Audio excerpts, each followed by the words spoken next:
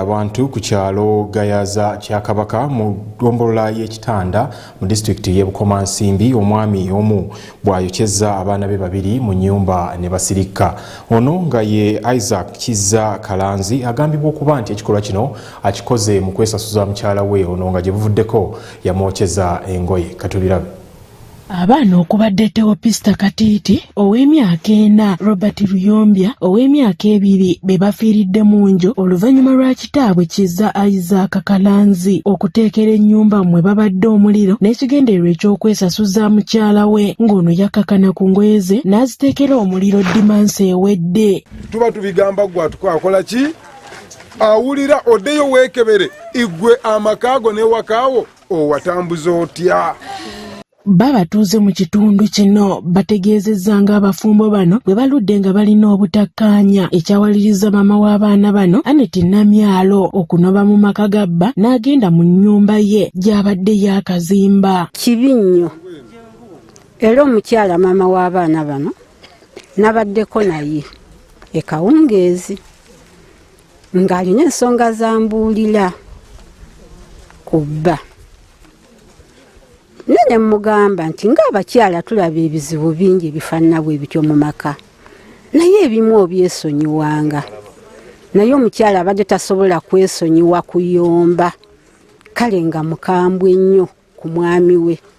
Kati bwe namugambye n'aŋŋamba wabula nga bw'oŋŋambye bw'otyo kye ŋŋenda okukola omusajja ŋŋenda muviira abaana ngenda basuulawo. Kitegeerekese nti oluvannyuma lwa Namyalo okunoba yasazeewo okugenda ku maduuka okugula kufulu abaana n'abaleka mu nnyumba, era Kizza yakozesezza omukisa guno okuggulawo ennyumba ebintu ebyabaddemu n'abiteekera omuliro ng'alowooza nti abaana nnyabwe yagenze nabo mu bbaala nga bw'akola bulijjo. Mangu ago ne nkubira Kizza yadde essimu ye nga kweri.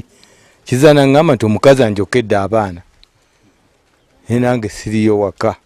Ntambudde oba ngenze kugwa mu kizze bakwetuga ebutakkanya bubaddewo nga bayumba omwenge gwabwe badde batamiira ne bayombagana baddingana bwe banywa omwenge bayombagana ebyo byabwe. Wabula Kizza bwe yategedde nti ayokeddemu abaana mu nnyumba yadduse kiwalazima n'agenda ewa ssentebe w'ekyalo kino Daniel Kato n'amutegeeza ng'abaana bwe bajjiiridde mu muliro era n'abulawo nga n'okutuusa gye buli kati tamanyiddwa mayitire. Abatuuze bakuŋŋaanye mu kiro ekyo ne bayita n'ab'ebyokwerinda ate Namyalo yabadde agenze okugula kufulu bamusanze mu bbaala ng'akongojja omumbejja Namaarwa wabula kyamubuuseeko okutuusibwa ewaka ng'abaana bwe zembuyaga ezikaza engoye. Bw'atyo n'atwalibwa ku poliisi e Bukomansimbi abitebye. Betty Namisango ssenga w'abagenzi akinogaanyizza ng'abaana bano bwe yali yababajjako kyokka waayita akaseera katono Kizza ne mukyala we Namyalo ne bamusaba abaddiza abaana baabwe kye yakola wabula azzeemu okufuna amawulire nti bafudde. Emabegako awo baayawukanamu abaana bano ne babandekera. Omukazi yakwatamu abaana ababe n'agenda nabo, kati bano bombi n'abaleka mu nju nga mbeera n'abaana bange. Omukazi ng'agenze, omwana oyo omulenzi bamuleka tatambula. Nenkera nga ku makya nenfumba caayi tuusa omwana lwange navaamu n'atambula. Nze bansanze wange nga neebase, kati nabadde newajja mulirwanaawo oyo bwe balinaaniganye n'aŋŋamba maama bbiri mu ye zuukuka obuzibu bwagudde dda. Abaana ba Kizza bombi Yomba ne Toopi bali bafu bali wali mirambo nenvaayo ne mugamba n'ebyoyogera ddala maama Jaziira bituufu. Namyalo gwe tusanze ku poliisi atubuulidde ebyabaddewo n'asaba ab'ebyokwerinda okukwata bba nti yateekeddwa okuba ng'alina ky'amanyi ku nfa y'abaana be. Yabookezza okuva lwe baafudde lwaki yabuze, nze nga saabuze bwe tuba twabazaala babiri lwaki yeekwese nga si yeye atalina musango yeekweka. Yabadde amanyi nti abaana mbalese mu nnyumba eyiye, nze ngenze nzekka nga kimanyi ali mu kwokya bintu nange. Akulira okunoonyereza ku buzzi bw'emisango e Bukomansimbi Betty Akilin avumiridde ekikolwa kino n'asaba abafumbo okweyambisa abakulembeze ne poliisi okulwanyisa obutabanguko mu maka. tuvumirira ekikola kino ekyokutwalira amateeka mu ngalo. Obusungu nga engeri sofa information gye tufunye kino kirabika kyabadde mu busungu nga kyegasseeko n'omwenge. Obutabanguko mu maka tweddeko bakulu, bwe muba mulina obutabanguko mu maka mutuukirire abakulu abasobola bayambako okugonjoola ku nsonga ki ze mulina mu maka. Ye omubaka wa pulezidenti mu disitulikiti eno y'e Bukomansimbi Joseph Luwaga asabye abazadde okukomya obulagajjavu ku baana, wabula n'ategeeza nga poliisi bwe yabakanya edda n'ogw'okuyigga kizza, n'asaba abalina amawulire ku mayitire ge okutegeeza ku b'obuyinza asobole okukwatibwa avunaanibwe. Ekitalo nnyo ekituuse mu kitundu kyaffe n'ebigambo ebinene badde byogerebwa nebino olumu tuba tubyogera nga tubigamba abalamu nti tukomye obutabanguko mu maka. Ekyokubiri, omwenge ogutatadde. Nze kennyini natuuse ku mukyalo ye ekiro naye ng'atamidde nnyo, kati osirikya bw'ogenda obuuza abatuuze baga nti famire eno ebadde ntamiivu, bonna defense mutamiivu, omukyala mutamiivu. Kakati bw'otunuulira obwazadde abatalina buvunaanyizibwa ng'obwo, bye bino bye tuli mu kutunuulira wano. So n'okulwana obutatadde, kuba abatuuze babadde batugamba nti famire eno ebadde ejjuddemu entalo, era nejjo omukyala lwe lutalo olwasembyeyo, omukyala n'asalawo asengule abaana be n'obuntu bwe adduke ajje wano wabadde yazimbye akayumba ke kano akatono. Margaret Maria Munanyanze, TMTV, Tusimbudde ku Saawa Emu. Obwo bukeeka babuyita batya? Bikolwa bya nnaku nnyo okuva saidi ye Bukomansimbi. Kakati bwe nkongerayo mu mawulire amalala, abakulembeze b'abantu abaliko obulemu wano mu bendobendo ly'e Masaka bavuddeyo ne balaga obutali bumativu ku ngeri ebintu bye bakozesa, gamba nga emiggo n'obugaali awamu n'ebintu ebirala bwe biri ebyobuseere ennyo ensangi zino, ekintu ekikaluubiriza abalema bano oba abantu abaliko obulemu okuba nga batambula. Katubirabe. Bino bano babyogeredde Kayirikiti mu kibuga Masaka mu nsisinkano yaabwe gye bategeka buli mwaka, nga bano bavudde mu bitundu okuli Rakai, Rengo, Kyotera ne Masaka, ne bategeeza nti emisolo mingi egigerekebwa ku bikozesebwa byabwe, ne bagamba nti kibakaluubiriza okubifuna ne weesanga nga bakaluubirizibwa ku ngeri gye bakolamu emirimu gyabwe. Waliwo emisolo egiri gavumenti gyesala ku bintu. Mu kino njagala okulowooza nti bwe kibanga ekintu kigenda eri abaliko obulemu, bwe kibanga egyo emigga egitundibwa, gavumenti ekendeeze ku misolo gyabwe. Obugaali ng'obwo obuyamba ku bantu abaliko obulemu, gavumenti ekendeeze ku misolo egyo. Bwe ziba emmotoka, kubanga tubalabye nga abaliko obulemu bavuga emmotoka, nsaba bwe wabanga emmotoka ezo zizze, mulimu ebintu bye bateekamu, engeri gye baseetinga omulemu ono, engeri gy'ayinza okuvuga ekintu ekyo. Emmotoka bwe bangezeewo ya muntu aliko obulemu, omusolo bamukendeezeeko, oba gavumenti eteekewo engeri gy'eyinza okuyamba ku bantu abo nti ono bw'aba aliko obulemu, saaviisi ekola engeri gy'ayinza ogisobolamu givuga, giya bwe baziteekamu, buleeki engeri gye muteerako akagikwata, abenga balinako saaviisi engeri gye bagikola ki gye babayambako okulabika nga bakendeerako nga tebasasula ssente nnyingi. Bano mu ngeri y'emu bakyomedde abazadde abakyasibidde abantu abaliko obulemu mu mayumba gaabwe, ekiviiriddeko bangi okulekebwa emabega n'obutaweebwa kyanya kwenyigira butereevu mu nteekateeka za gavumenti ez'okwekulaakulanya. Abantu abaliko obulemu kituufu ddala abantu babasuddewo, babasibidde mu mayumba, babaterese, tebaagala kubaako kibakola, tebaagala kubaako kibayiga. Naye olw'empeereza eyajja mu komyuniti ezo okubridginga gap, tetulowooza nti gavumenti yandibadde eteekawo inclusive system ey'okubanga abantu abaliko obulemu babaterawo emiwaatwa mwe bayingirira naddala mu masomero gaabwe. Emma Mukisa Mutesaasira awamu n'abakulembeze abalala mu kibuga Masaka bagamba nti ke kaseera abantu abaliko obulemu nabo okutwalibwa ng'abantu abalala, era nga nabo kibakakatako okwenyigira butereevu mu bintu byonna eby'enkulaakulana, ng'akabonero akalaga nti nabo balina ettoffaali lye basobola okugatta ku ggwanga Uganda. Twabatandikirawo okuyita mu kitongole ky'Okowa yabakolerako ekizimbe eky'abantu abaliko obulemu gye bakolera ebintu eby'emikono, era eyo gye bayigirayo okutunga, okuluka, okukola engoye ennungi, ne bakola ebintu ebirungi, nabo ne babeera nga basobola okwebeezaawo. Charles Segirinya ng'ono ye mukubiriza w'olukiiko lwa disitulikiti y'e Rakai ng'era aliko obulemu asabye abaliko obulemu obuteekubagiza wabula bagende mu maaso nga balaga obusobozi bwabwe we buli.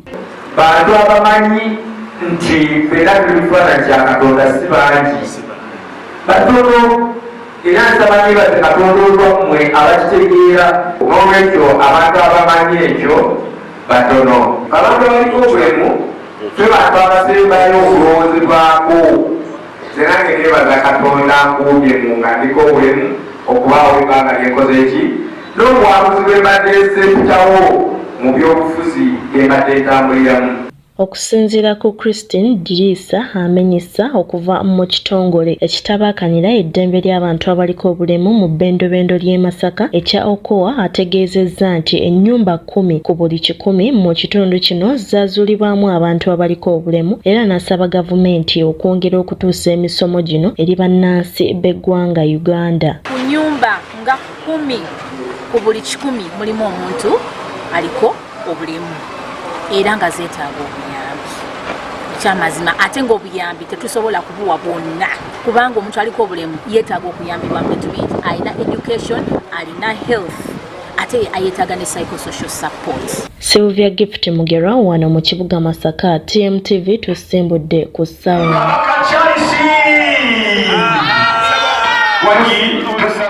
Tuwendowoozayo mutusimbudde ku ssaawa emu. Twakubuuzizza ekibuuzo mutuwe endowoozayo ekigamba nti oli mumativu n'enfuga y'amateeka mu ggwanga gye buvuddeko tubadde tujja tulaba Supreme Court oba kooti ensukulumu nga erina emisango oba oliawo gyesalawo mu mbeera bwetyo. Kakati bano be bantu abamu ku bayise ku mikutu gye mugatta bantu. Dawe UG agamba nti nze sirabawo kimatiza kuba nze sirabawo kimatiza ku nfuga y'amateeka ekoma mu mboozi z'abannabyabufuzi ye bw'atyo bw'ategeezezza. Ekizibu ono bamuyita Kalibala Ambrose Junior agamba nti ekizibu eyamba bamu omuntu atalina kati kizibu okusinga omusango ye bw'atyo bw'ategeezezza. Wano omulala agambye nti siri mu mativu kubanga amateeka gayamba baludda lumu ye bw'atyo bw'ategeezezza. Era endowooza ezo z'owulidde si z'abantu abo abakozi wano ku TMTV wabula z'abantu basekinomu nga bwe bayise ku mikutu gye mugatta bantu. Bwe nkongerayo mu mawulire amalala oluvannyuma lw'eggye ly'eggwanga erya UPDF okukuza olunaku lwalyo olwatuumibwa Terehe Sita oba ekiro ekyanga 6 bino babikuliza kyotera. Kakati olunaku olwaleero tusazeewo tukulage olugendo lw'eggye lino nga okuva gye lyatandikira era byonna byogenda okulaba byategekeddwa TMTV wamu n'eggye ly'eggwanga erya UPDF. Katubikulage. Mama emoto wawaka emoto wawaka mama emoto wawaka emoto wawaka mama emoto wawaka emoto wawaka mama emoto wawaka moto guli waka kabamba wawaka wawaka moto guli waka kiboga wawaka. Terehe Sita, 6th February, has since 1981 been set aside to celebrate the founding of a people's army. It symbolizes and recognizes all efforts of founding fathers of the People's Revolution for Freedom and Democracy in Uganda as the building blocks of historic mission of socio-economic transformation. Moto guli waka busunjo wawaka wawaka moto wawaka moto guli waka kachinga wawaka moto wawaka moto guli waka kapeka wawaka moto wawaka moto guli waka karege wawaka moto guli waka semuto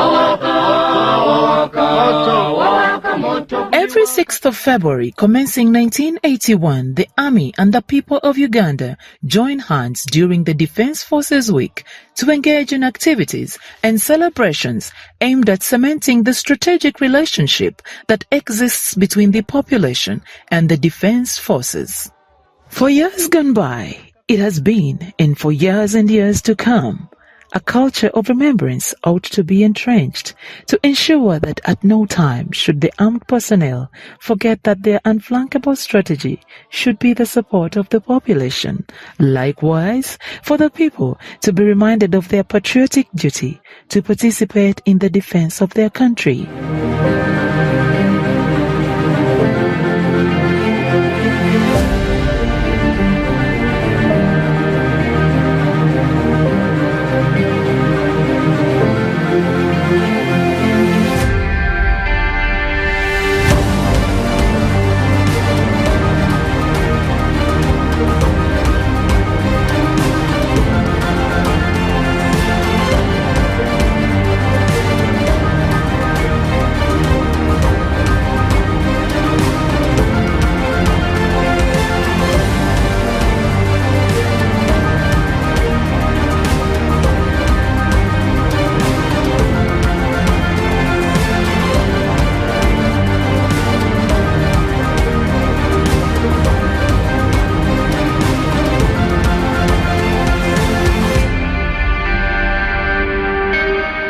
The 44th Tarehe Sita Anniversary 2025 is being celebrated in Greater Masaka, Chotera District, Kakuto Constituency, Kasasa Town Council grounds as we climax the Defense Forces Week. The choice of Greater Masaka is consistent with the consideration made in the 3 previous anniversaries to particularly trace all footprints of the people's struggle for freedom and democracy.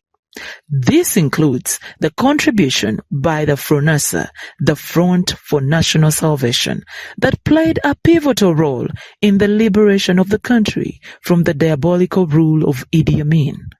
Similarly, there is consideration of the great Pan-Africanist solidarity that needs to be celebrated. The role of the people of Tanzania, and particularly the unique contribution of Mwalimu Julius Nyerere, is highlighted forever and ever. It is for this reason that the 44th Tarehe Sita anniversary is celebrated under the theme, Celebrating Pan-African Solidarity and the People's Sacrifice in the Struggle for Freedom and Democracy for Socio-Economic Transformation. In celebrating this year's Tarehe Sita, we recollect that on 5th February 1981, a group of gallant sons of Uganda, led by the father of the revolution, General Yoweri Kaguta Museveni, set out on a mission of launching a protracted people's war. Armed with only 27 guns, they trekked through Greater Masaka with milestone events in Nyendo, Bukalasa in Kalungu district, through Zimbabwe until the dawn attack on Kabamba Barracks on 6th February 1981. This clearly demonstrates the historic importance of Masaka as a geographic area. It is worth noting that in the final phase of the armed struggle between 1985 and 1986, Masaka was the launchpad of the decisive battles before the fall of Kampala. Suffice to note that the same region was the gateway for the offensive against Idi Amin in the war between 1978 and 1979 through the Mutukula-Chotera axis. Therefore, having national celebrations with the people of Chotera district on this D-Day is to recognize the sacrifice of both the Tanzanian brothers and sisters alongside the Wananchi of Mutukula-Chotera axis. Tarehe Sita celebrations in Greater Masaka, like it is always the case, is yet an opportunity for the UPDF to optimize on its core functions, among which is fostering harmony and understanding between the defense forces and civilians. It is therefore within this context that each year the Army engages in several civil-military cooperation activities of a quick nature impact by way of giving back to the people and expressing eternal gratitude to the population for their continued support towards national defense. Through the CIMIC advocacy, the UPDF plays a complementary role to all government efforts towards encouraging the people to embrace wealth creation and improvement of household incomes.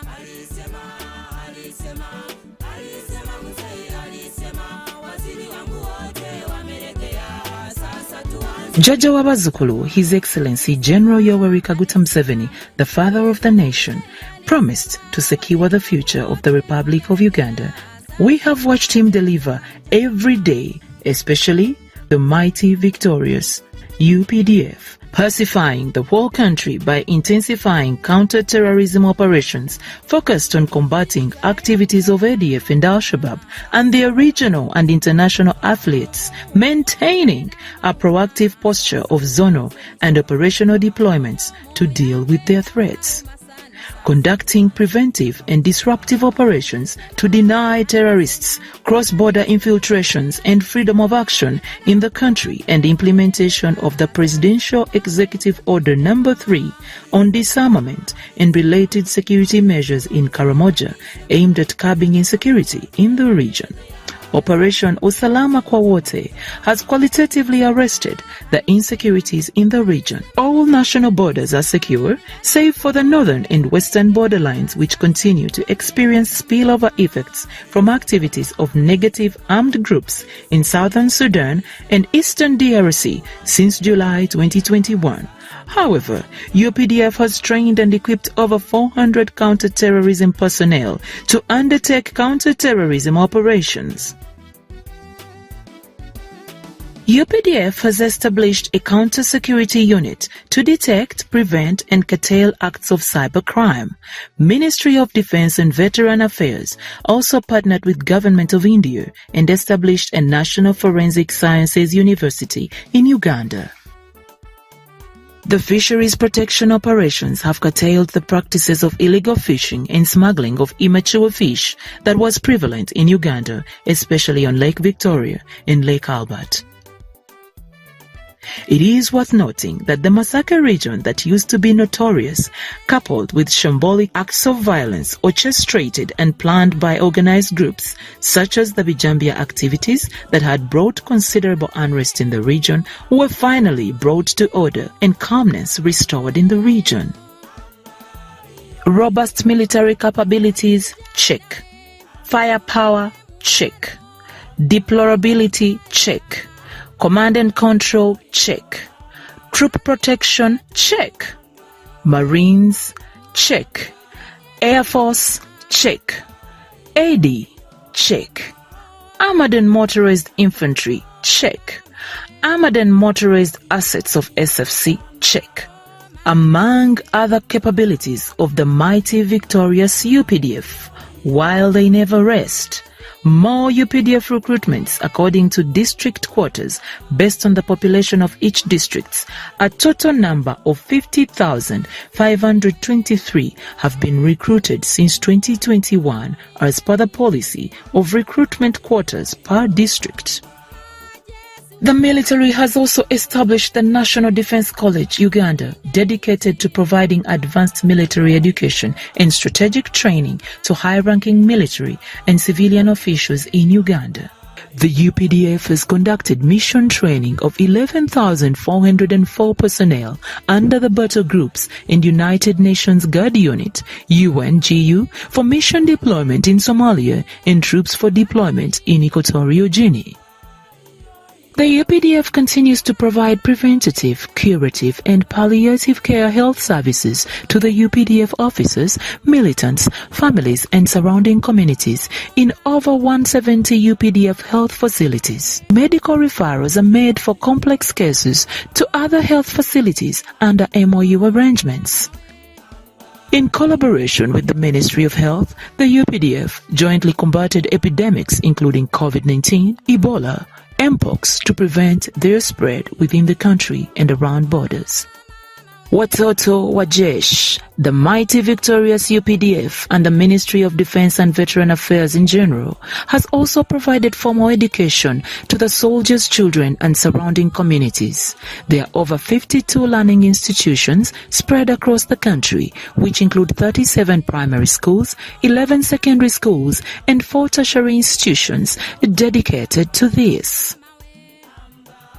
His Excellency the President and Commander-in-Chief, General Yoweri Kaguta Museveni Jjajja wa Bazzukulu, launched the Presidential Support Fund, PSF, a revolving fund to support the spouses of UPDF personnel with Uganda shillings 1.9 billion initial capital to boost their income-generating projects.